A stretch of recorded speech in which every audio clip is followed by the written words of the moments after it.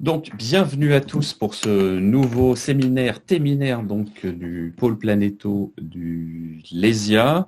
Alors, c'est un séminaire un petit peu spécial parce qu'on essaye un nouveau mode de streaming, le mode Carbone Conf. Donc, il y a une bonne partie d'entre vous qui l'utilisent, ça a l'air de bien marcher. Sinon, ceux qui l'utilisent par Zoom, il n'y a aucun problème, vous pouvez assister à la conférence, sauf qu'à un moment donné, il y a quelques fonctionnalités que vous ne pourrez peut-être pas avoir, s'il y a des sondages à répondre, des choses comme ça, mais c'est pas très grave. Je demanderai donc, comme d'habitude, que ceux qui mettent son micro sur mute pendant que vous ne posez pas de questions, ce sera plus simple pour tout le monde. Cette vidéo est enregistrée, j'espère que c'est OK pour tout le monde aussi. Et elle sera, donc la conférence sera en français, si j'ai bien compris, avec des slides en anglais, donc il y en aura pour tout le monde. Alors, je vais me permettre d'introduire notre présentatrice aujourd'hui. On a le plaisir d'accueillir Lucia Mandon, qui a une formation en géologie, qui a fait sa thèse à Lyon au labo de géologie en co-tutelle avec Grenoble, et qui est parmi nous au LESIA depuis ce mois de janvier sur un postdoc IRIS-OCAV et qui travaille sur Supercam sur Mars 2020, et elle va nous parler aujourd'hui des sites d'atterrissage ExoMars et Mars 2020 depuis une perspective orbitale. Donc je te laisse la main, Lucia, à toi. Merci. Alors, je vais juste partager mon écran. Et... Normalement, c'est bon comme ça? Oui, c'est bon. Super, merci. Bon, merci pour la présentation. Bonjour à tous. Donc effectivement, moi, pendant ma thèse, j'ai principalement fait de la géologie. Donc j'ai regardé un peu les sites d'atterrissage de Mars 2020 et d'ExoMars. Et après, j'ai fait un petit peu des analyses en laboratoire sur des analogues martiens. Et donc, ce que je vais vous présenter aujourd'hui, c'est plus la section télédétection, donc c'est-à-dire la géologie des sites d'atterrissage de ces deux missions vues depuis l'orbite martienne. Donc on retourne sur Mars, on va aller de nouveau envoyer des rovers pour explorer la surface de Mars in situ.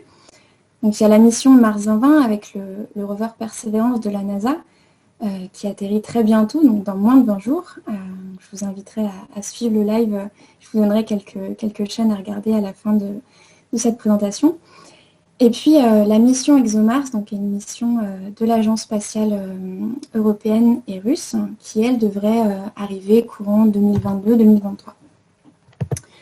Donc ces deux missions, je pense que vous en avez sûrement entendu parler, et notamment du fait que la France a eu une contribution particulièrement importante, et notamment pour la mission Mars 2020, une contribution à l'instrument Supercam, donc il y a un instrument qui combine plusieurs techniques, donc le LIPS, l'imagerie, la spectroscopie de réflectance, il y a un micro aussi, il y a du Raman.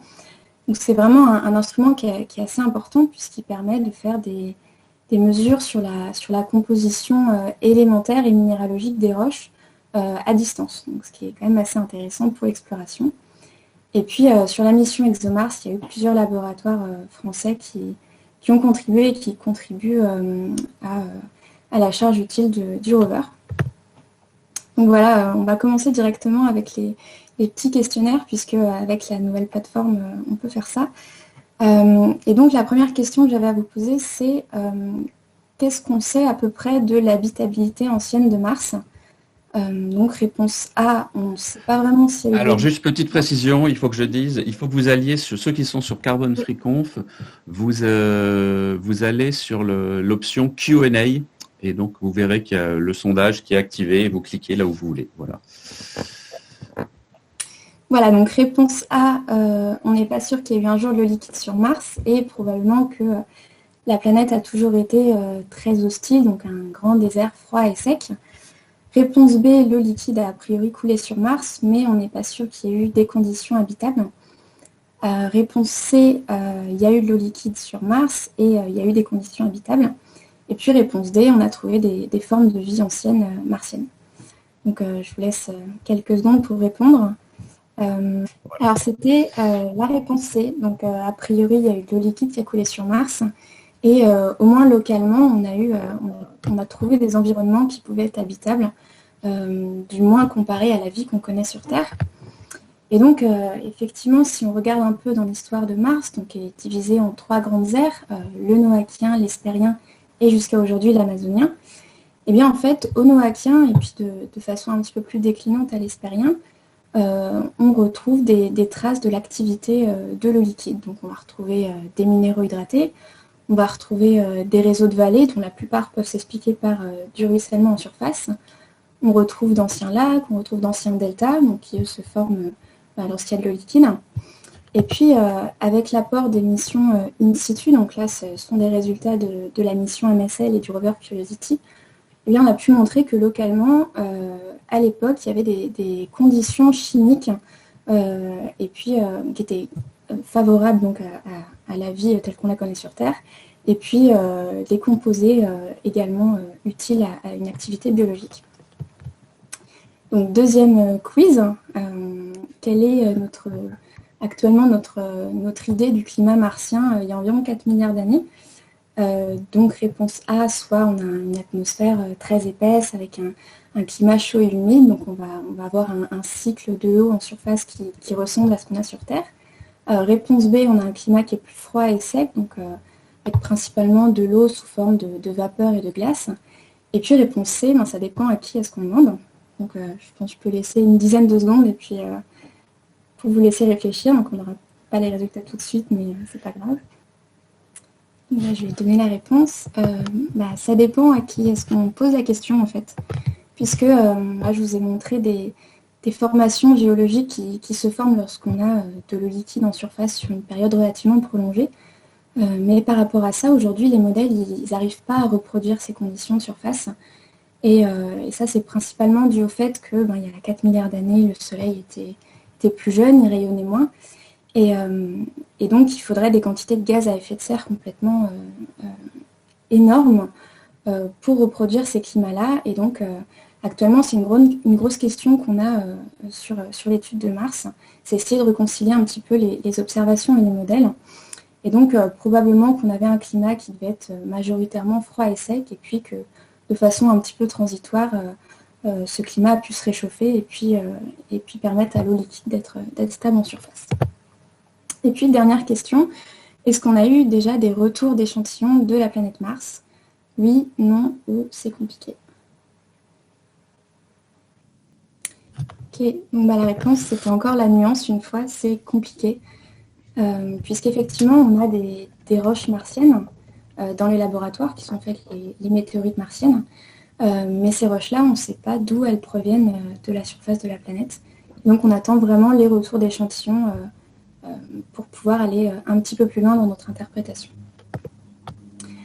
Donc, par rapport à ces questions, les missions Mars 2020 et ExoMars vont vraiment essayer de répondre à ces questions, puisque les deux missions vont avoir pour objectif de caractériser un petit peu ces anciens environnements, et puis notamment pour la mission ExoMars, comme son nom l'indique, de chercher des traces de vie ancienne sur Mars. Et puis pour la mission Mars 2020, on a une exploration qui est vraiment orientée collecte d'échantillons, puisqu'on va venir forer des roches qui sont après mises de côté, et puis renvoyer sur Terre grâce à une autre mission de retour d'échantillons. Donc les sites d'atterrissage de ces missions, ils sont assez particuliers en fait, puisque jusqu'ici, on n'a jamais atterri sur des sites d'atterrissage qui étaient globalement d'âge noachien.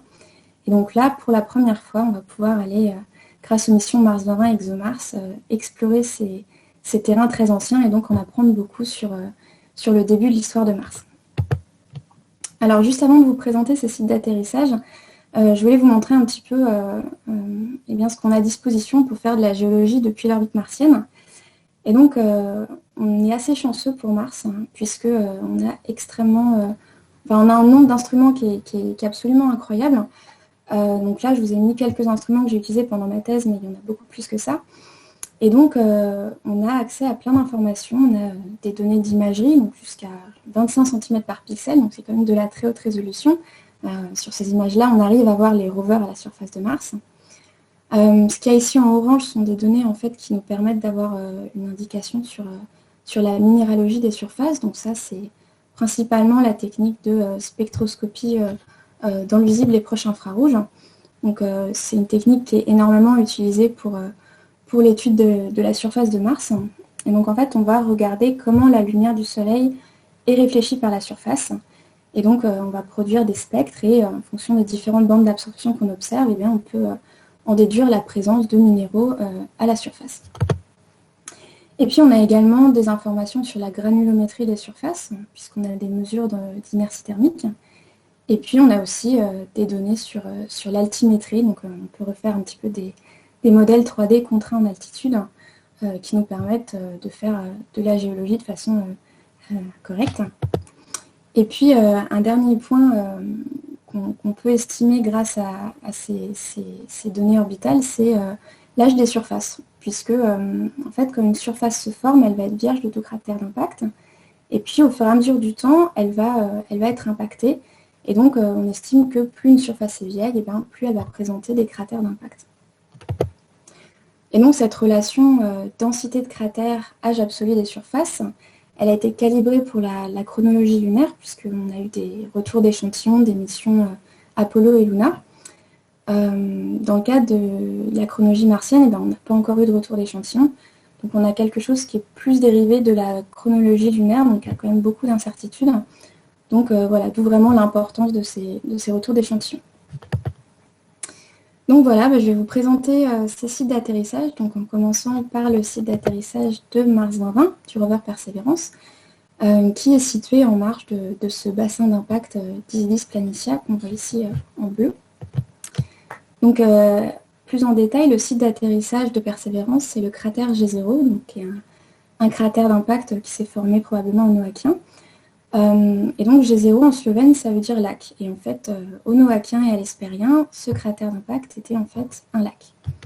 Donc si on zoome un peu plus sur la zone d'atterrissage, donc là il n'y a pas d'échelle, mais l'ellipse d'atterrissage fait environ une dizaine de kilomètres de large. Déjà ce qu'on voit, c'est que ici on a une composition colorée dans le proche infrarouge. On voit qu'il y a de la variabilité sur cette surface. Il y a plusieurs types de surfaces, plusieurs types de minéralogie. Et donc la partie la plus ancienne qui est accessible par le rover au fond du cratère, c'est ce qu'on voit ici en orange. C'est une unité qui est assez claire et qui apparaît assez riche en olivine et en carbonate. Donc moi, pendant ma thèse, j'ai proposé que cette unité pourrait être en fait un résidu de cendres altérées. Donc je vous en parlerai un petit peu plus en détail après. Et puis donc au-dessus de cette unité, on va retrouver quelque chose de plus sombre, là, qui apparaît un peu ici en violet, qui est en fait une coulée de lave qui est venue remplir l'intérieur du cratère. Et puis une unité géologique extrêmement intéressante dans ce cratère, c'est ce qu'on voit ici en vert, qui pourrait correspondre à des dépôts sédimentaires de carbonate lacustre, donc c'est-à-dire qui auraient précipité dans le lac lorsque G0 était un lac. Et ces carbonates, ils nous intéressent particulièrement puisque sur Terre, on sait que ce sont des roches qui préservent très bien les biosignatures. Donc c'est vraiment des échantillons qu'on va chercher à échantillonner assez rapidement. Et puis au centre de cette zone d'atterrissage, on observe cette formation qui correspond à un delta, un ancien delta en fait, d'âge hespérien. Donc les deltas, pour les non-géologues, ça se forme à l'embouchure d'un fleuve, donc lorsqu'on arrive le fleuve arrive dans une étendue d'eau liquide, donc une mer, un océan. Et puis toutes les roches qui ont été charriées en amont par le réseau fluviatique vont venir se déposer ici au niveau de ce delta. Et donc le delta de G0, on l'observe assez bien depuis l'orbite, donc on voit qu'il est assez varié d'un point de vue minéralogique. Il apparaît riche en silice hydraté, donc plus en opale, qui est un minéral qui préserve très bien les biosignatures, encore une fois. Et puis surtout, on va retrouver dans ce delta des classes qui proviennent de toute la région du bassin versant, donc de toute la région en dehors du cratère de G0 qui a été drainé par ce réseau fluviatique. Donc si on dézoome un petit peu sur cette région où se trouve le cratère G0, eh bien, on se trouve dans la région de Nili-Fossé qui est depuis l'orbite une des régions les plus diversifiées d'un point de vue géologique, minéralogique. Et donc on s'attend dans ce delta à retrouver plein de roches différentes. Donc, on va retrouver notamment de la croûte magmatique, donc non altérée, donc on voit ici sur les images en bas. On retrouve également de la croûte plus stratifiée qui apparaît un peu plus riche en minéraux d'altération. Donc on a peut-être ici des sédiments. Et puis en haut à gauche, on observe de la croûte ici qui est parcourue de fractures hydrothermales. Donc vraiment, on a quelque chose d'assez diversifié. Et puis on va également retrouver les témoins des impacts assez violents qui ont façonné la planète au début de son histoire, avec notamment ces énormes blocs qu'on appelle des mégabrèches, qui sont en fait des blocs qui ont été éjectés lors de l'impact géant d'Isidis, qui a eu lieu il y a environ 4 milliards d'années. Donc ces blocs, on en retrouve dans la région, on en retrouvera peut-être dans le delta, et puis on en a également sur les remparts du cratère G0.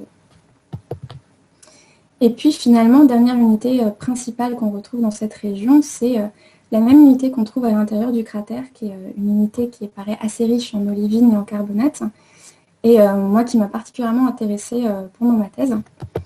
Donc cette unité, elle ressemble à ça. Donc, ce qu'on voit ici en bleu, c'est une unité qui est pas très épaisse, qui fait plusieurs dizaines de mètres de haut, qui apparaît assez finement stratifiée.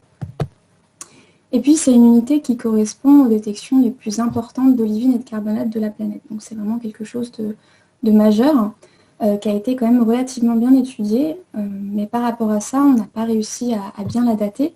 Et puis surtout, on ne sait pas vraiment comment elle s'est formée. Il y a eu plusieurs scénarios qui ont été proposés. Donc, soit plus des roches crustales intrusives, soit plus des coulées de lave ou des dépôts pyroclastiques. Donc, c'est plus des dépôts qui apparaissent lorsque on a des explosions volcaniques. Et puis, il a également été proposé que cette unité pourrait correspondre à des éjectats, en fait, des dépôts liés à l'impact des Isidis, donc soit des roches fondues, soit un condensé de vapeur silicatée. Et puis, finalement, hypothèse assez différente des autres, on serait en présence de sédiments détritiques. Donc, quand même des hypothèses assez différentes. Et donc, pendant ma thèse, j'ai essayé de regarder un petit peu toutes ces questions de scénarios de formation et puis d'âge. Et dans un premier temps, j'ai cartographié un peu de façon automatique les affleurements de cette unité. Donc pour ça, j'ai utilisé des données de spectroscopie de réflectance et puis d'inertie thermique. Et ce qu'on remarque dans un premier temps, c'est qu'on a une unité qui est extrêmement étendue, autant horizontalement qu'en altitude. Et puis ce critère d'altitude, il est assez montre qu'on a des affleurements de cette unité bien au-dessus des lignes de rivage qui ont été estimées pour les phases océaniques martiennes. Donc si c'est extrêmement débattu, si un jour Mars a eu un océan ou plusieurs océans, eh bien là, cette unité olivine ne correspondrait pas à des sédiments marins de cet océan. Et puis j'ai regardé à plus haute résolution à quoi elle ressemblait cette unité, et notamment la géométrie de ces strates. Donc j'ai remarqué qu'on avait quelque chose qui venait vraiment draper une ancienne topographie. Donc on imagine assez mal des roches intrusives. Et puis on n'observe pas non plus de discordance, d'anciens lits de rivière ou encore de stratification entrecroisée. Donc les stratifications entrecroisées, c'est des formations sédimentaires qu'on observe généralement dans le cas des dépôts éoliens. Et donc ces observations, elles permettent d'éliminer l'hypothèse de sédiments détritiques, donc que ce soit fluviatiles ou éoliens. Et puis j'ai essayé de dater cette unité dans la chronologie martienne. Donc, pour ça, j'ai regardé quels étaient les cratères qui venaient impacter cette unité, et puis j'ai comparé au modèle martien. Et en prenant en compte les incertitudes, on a une unité qui s'est formée il y a au moins 3,75 milliards d'années, donc une unité qui est assez vieille. Donc ça, c'est vraiment un âge minimum, parce que sur Mars, contrairement à d'autres corps du système solaire, on a très rapidement de l'oblitération sur les cratères, donc c'est-à-dire qu'ils vont être soit remplis, soit érodés.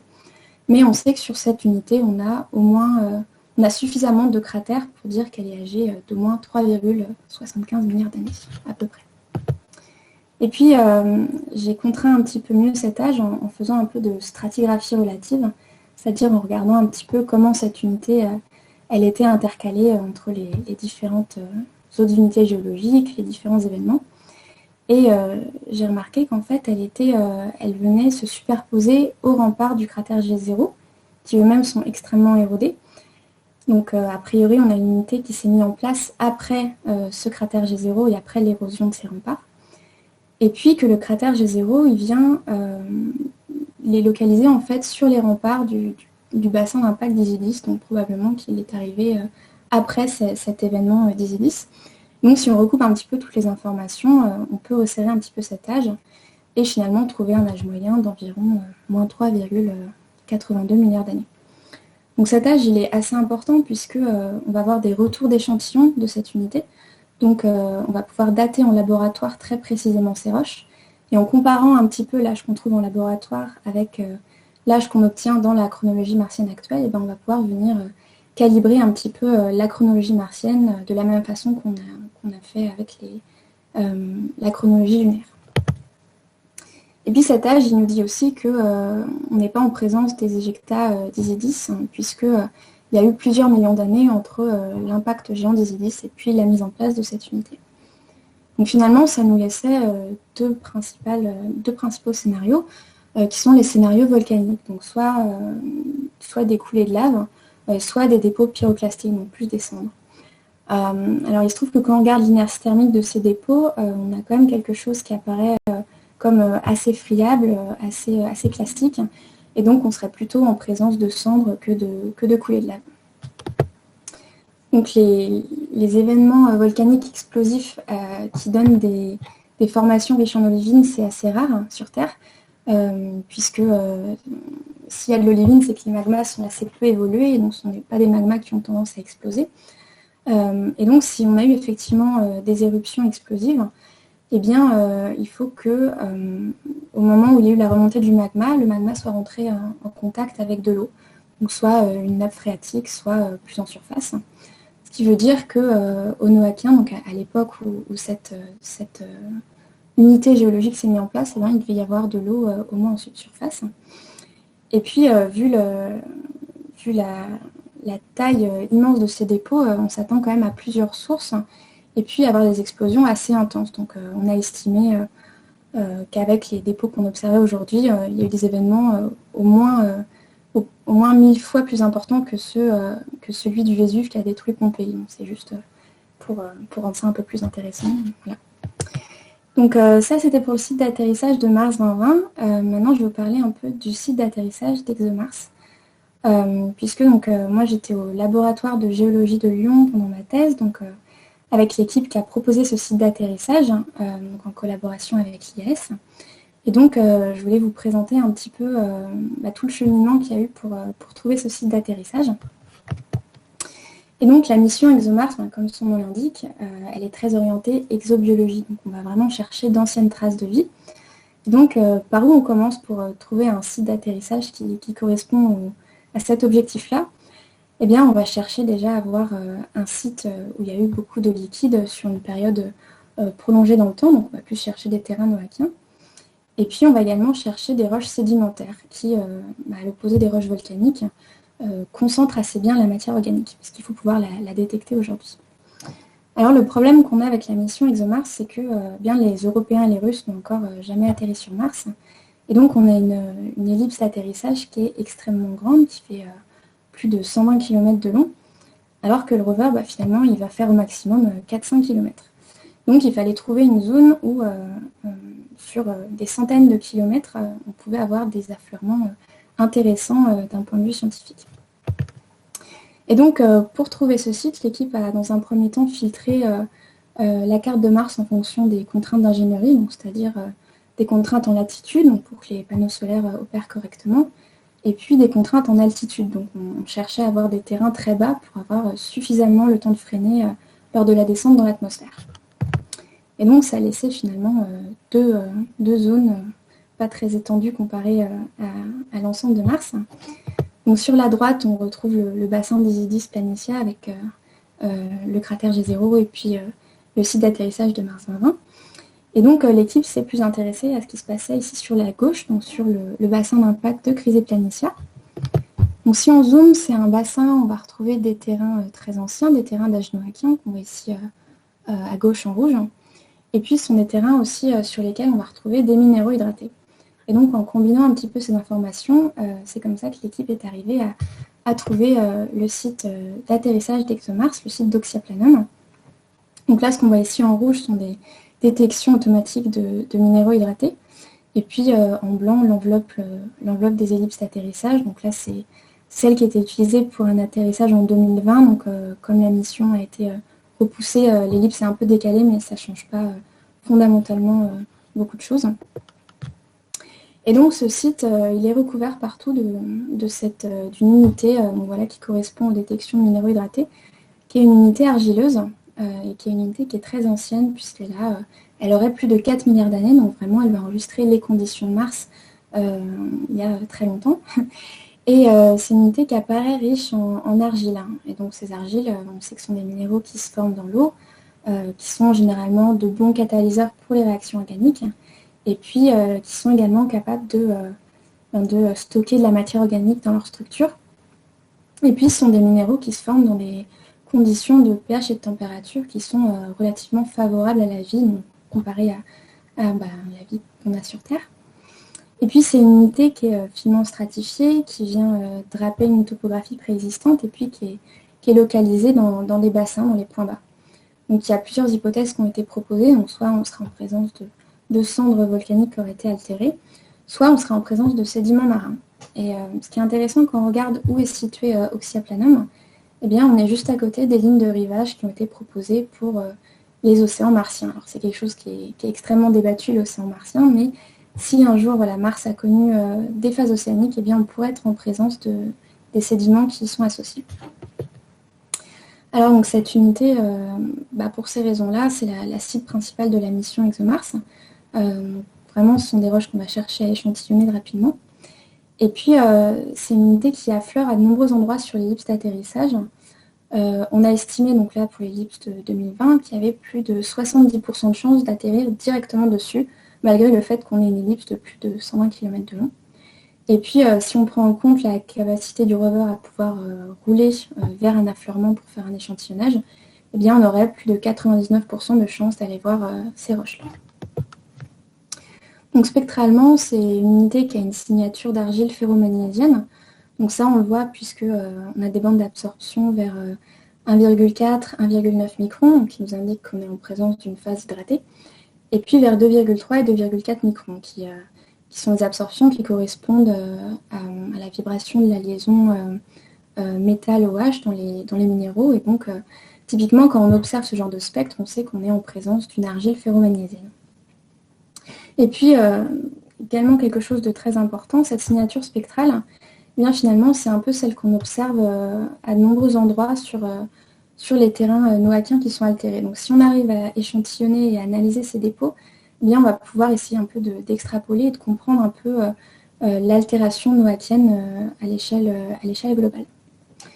Alors, un des problèmes qu'on a eu avec ces argiles, c'est que spectralement, elles apparaissent très homogènes sur le site. Il n'y a pas beaucoup de variations, au moins dans les données à moyenne, à basse résolution.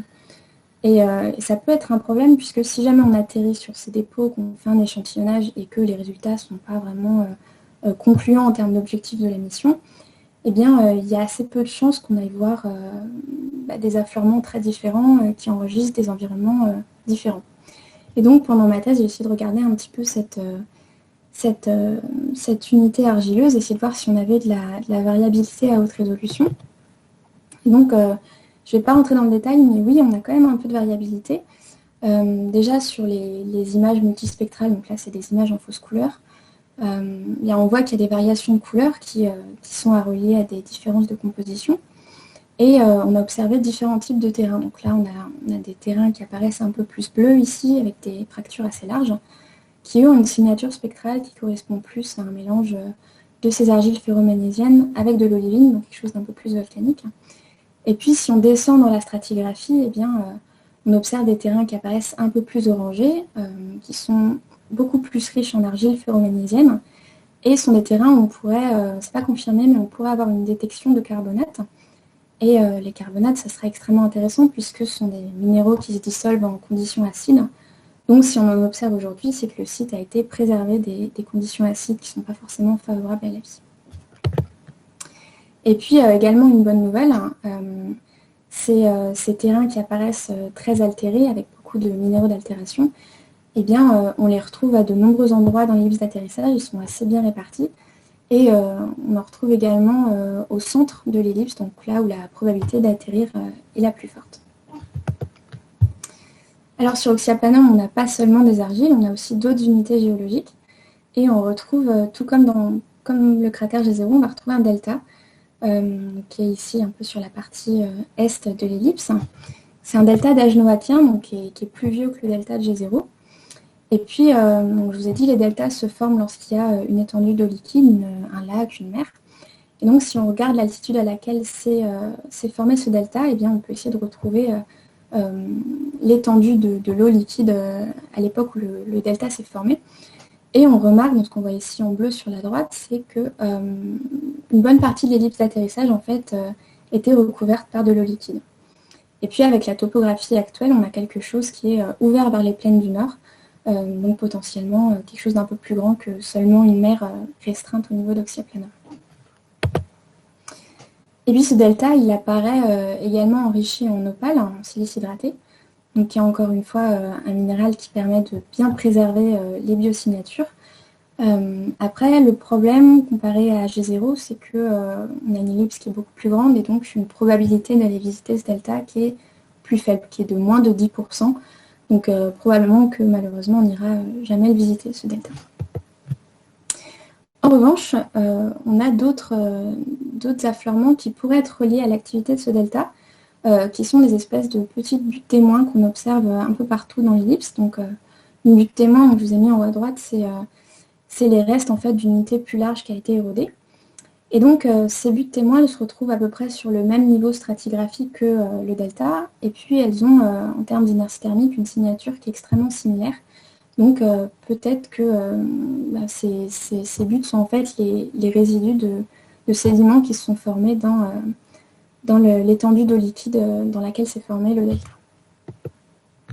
Et puis dernière unité géologique, et après j'arrête de vous parler de cailloux, eh bien c'est une unité qu'on a appelée la Dark Resistance Unit de façon assez descriptive parce que c'est une unité qui était sombre et résistante à l'érosion, qu'on voit ici en violet sur la carte. Et donc c'est une unité qu'on a datée à l'Amazonien, donc il y a environ 2,6 milliards d'années.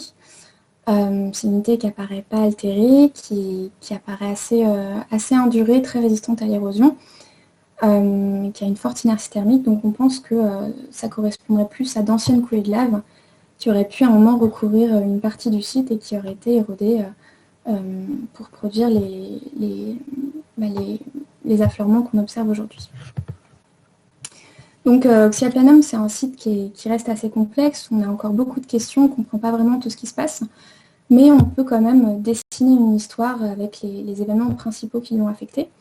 Donc on démarre de cette unité la plus ancienne, qui est l'unité stratifiée qui est riche en argile, qui s'est formée il y a plus de 4 milliards d'années.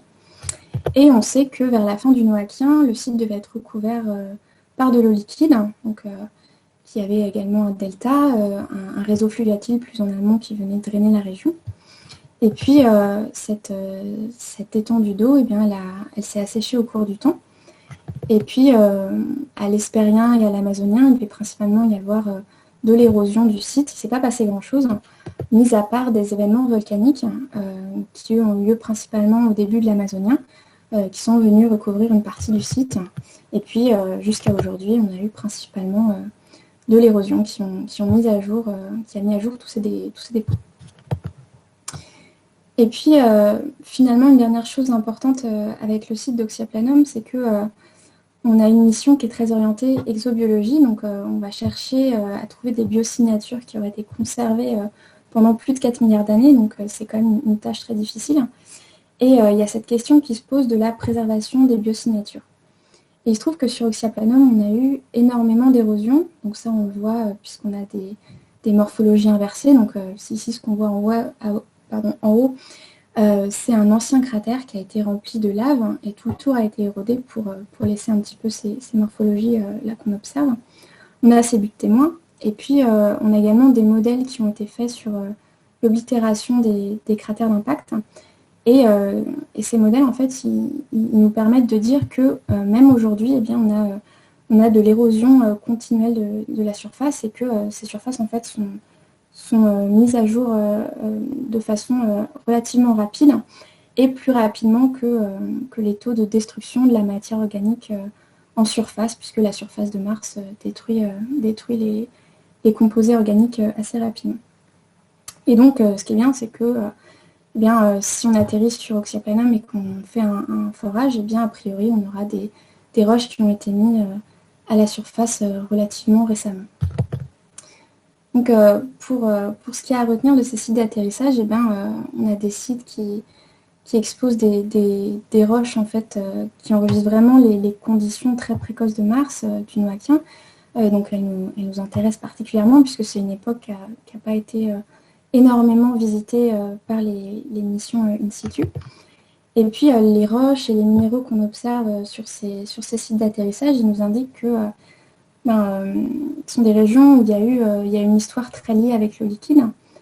Et puis également, ce sont des roches qui ont tendance à plutôt bien concentrer la matière organique et à la préserver. Donc, ce sont des terrains qui sont a priori assez attractifs si on cherche à trouver d'anciennes biosignatures. Et puis, même si on ne trouve pas d'ancienne vie sur Mars, on pourra toujours avoir énormément d'informations sur le climat ancien de Mars. On en apprendra sûrement beaucoup.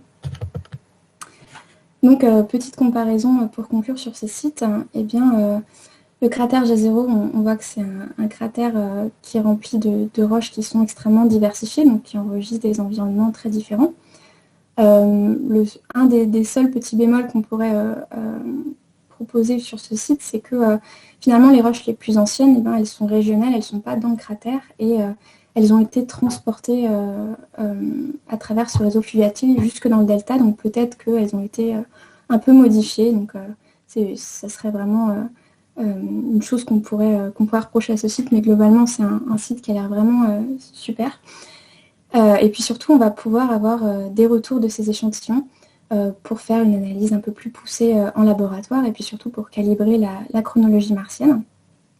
Et puis le site d'Oxyaplanum, qui a une petite faiblesse qui apparaît un peu moins diversifiée d'un point de vue géologique, mais pourtant il a une force, ce site, c'est que toutes nos cibles pour aller échantillonner des roches avec un très bon potentiel exobiologique, elles sont assez bien exposées, et malgré le fait qu'on ait une ellipse qui est très large, on va pouvoir avoir accès à ces dépôts dans tous les cas.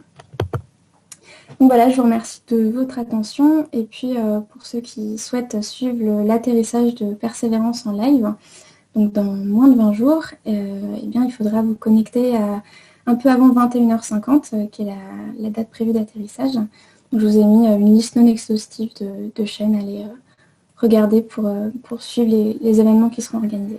Voilà.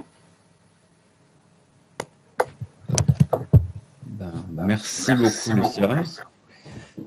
Merci d'avoir été impeccablement ponctuel. Écoutez, si vous avez des questions, c'est le moment. N'hésitez pas. Alors, je sais que sur Zoom, on est toujours un petit peu plus hésitant, mais n'hésitez pas. Alors, bonjour, moi j'aurais une question. Je ne sais pas comment fonctionne, on lève la main ou... Non, mais c'est bon, là, tu peux y aller. Ok, bonjour, c'est Frédéric Schmitt de GEOPS. Donc, merci pour la présentation, c'était vraiment très clair. Moi, j'aurais une question sur G0. Donc, si c'est bien un dépôt pyroclastique, comme tu le proposes, donc plutôt volcanique, en fait, la question, c'est qu'est-ce qui pourrait expliquer, du coup, les carbonates? Parce qu'apparemment, il y a à la fois cette présence d'olivine et de carbonates qui est assez troublant. Est-ce que tu pourrais commenter là-dessus, s'il te plaît? Ouais, alors, les carbonates, c'est vrai que c'est une grosse question, puisque je crois qu'on a eu 5-6 scénarios d'altération qui ont été proposés par différents auteurs. Donc l'olivine s'altère en carbonate sur Terre, c'est des choses qu'on peut retrouver. Mais en tout cas, avec nos mesures depuis l'orbite, c'est extrêmement difficile puisqu'on n'a pas de contexte sur vraiment l'altération à l'échelle du grain. C'est pas quelque chose qu'on peut vraiment voir depuis l'orbite. Donc ça reste vraiment très énigmatique, et tant qu'on n'aura pas atterri, probablement qu'on n'aura pas de réponse. Voilà. Mais bon, après, c'est une unité qui affleure directement dans la zone d'atterrissage. Donc peut-être que justement cette question de l'altération, elle devrait trouver des réponses ou pas relativement rapidement.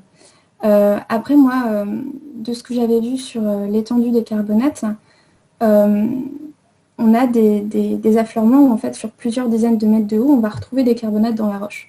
Et un des scénarios, que ces carbonates se seraient formés par contact, donc entre cette couche à olivine chaude volcanique qui serait mise sur un socle riche en phyllosilicate, donc avec plus des phases hydratées.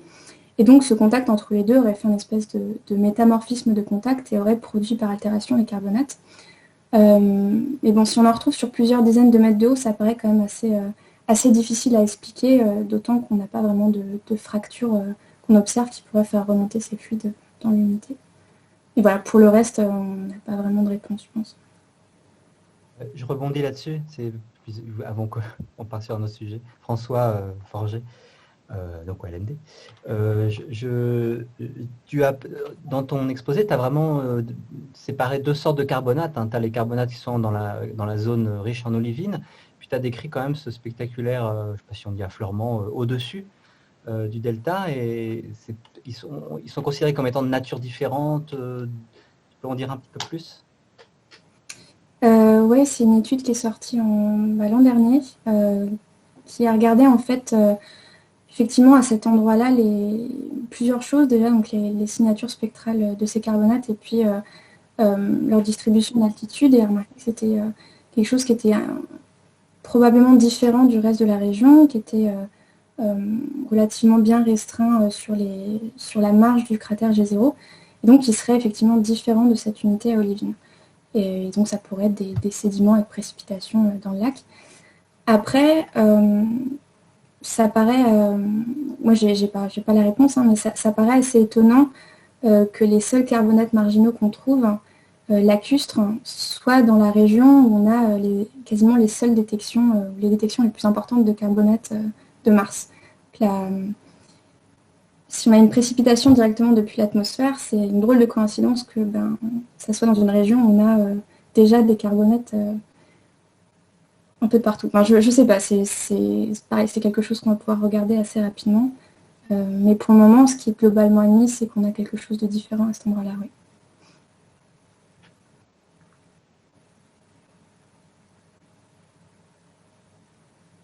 Alors, d'autres questions ?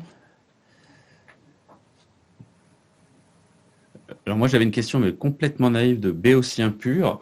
Qu'est-ce qui fait que historiquement jusqu'à présent le noachien n'avait pas du tout été sondé par les précédentes sondes? C'est juste le hasard? C'est parce que c'était plus difficile? Enfin vraiment question absolument bête, mais ouais. Alors, je pense que c'est une bonne question. J'ai pas vraiment la réponse. Je ne sais pas si quelqu'un l'a. Je pense qu'au début on cherchait principalement les endroits où il y a eu de l'eau liquide. Et on sait que de l'eau liquide, il y en a eu pas seulement sur les terrains, au moment du noachien, il y en a eu aussi un peu au début de l'hespérien, même si on était plus sur une phase déclinante. Et donc, on avait des sites d'atterrissage hespériens qui apparaissaient dans le passé riches en eau liquide, donc on pouvait très bien atterrir dessus. Et puis, il y a peut-être aussi le fait qu'on a un critère en altitude pour atterrir. On va chercher à atterrir sur les terrains les plus bas. Et il se trouve que sur Mars, on a une dichotomie en altitude et que les terrains les plus bas, en fait, sont les terrains les plus récents. Les terrains noachiens, ils sont généralement très hauts et c'est assez difficile d'atterrir dessus. Donc, voilà, peut-être que ça peut expliquer pourquoi on n'a encore jamais vraiment visité de terrain noachien. Il y a eu des affleurements noachiens sur certaines missions déjà, mais c'était quelque chose de très localisé. C'est pas vraiment des sites entiers qu'on est allé explorer. Voilà. Ok, d'accord, merci. D'autres questions? Moi, je veux bien poser une petite question, mais qui est un peu spécialiste, donc tu peux répondre par oui ou non. Dans votre enquête sur Oxyaplano, vous avez pas du tout, après recherche, donc trouvé de phyllosilicate riche en aluminium du tout. Vous êtes sûr qu'il n'y en a pas finalement? C'est une grosse question en fait, parce que on a peut-être des signatures effectivement de phyllosilicate riche en aluminium, mais ce n'est pas des signatures qui sont extrêmement évidentes. Il y a peut-être des effets d'accumulation de bruit sur cette bande à 2,2 microns qui est la bande de l'aluminium. Donc on n'en a pas parlé parce qu'on pense que ce n'est pas une détection qui est suffisamment forte pour la montrer. Après, on a certains spectres qui peuvent correspondre, mais c'est même assez difficile de les faire correspondre à une morphologie spéciale en surface. Ça ne correspond pas à des unités vraiment différentes sur l'imagerie, donc c'est quelque chose d'assez... on ne sait pas trop, donc on ne préfère pas en parler tant qu'on n'est pas sûr.